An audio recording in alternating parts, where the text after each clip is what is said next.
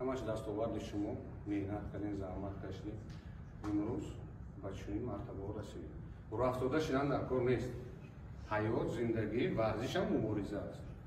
هم برد دارد، هم باخت دارد. این اولین بار است در تاریخ فوتبال تاجیک و چنین سطح برآمدن.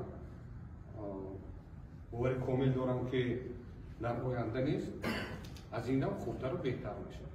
راه افتاده نشدیم.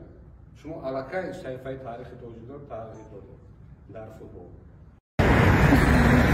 میدونم زیاد هیجانی هستم، میدونم کوچه های شهر همه مردم معلوم است یک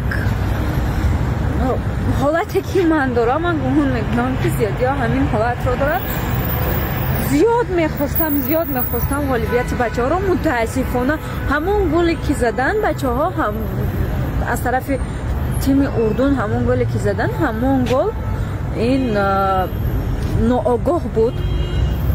از این رو این مغلوبیت میدونم برای بسیاری ها رو شاد میکند، اما تا همین زینه آمدن بچه ها خودش یک قهرمانی است.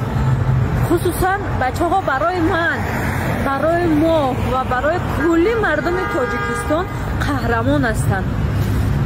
بازیشون در همین زینه هم خوب بود، در همین بازی آخرون بازیشون هم خوب بود، خیلی خوب بازی کردن. موفقیت، پیروزی و پیشروی های بیش از پیش رو در دیگر بازی ها تمنا میکنم.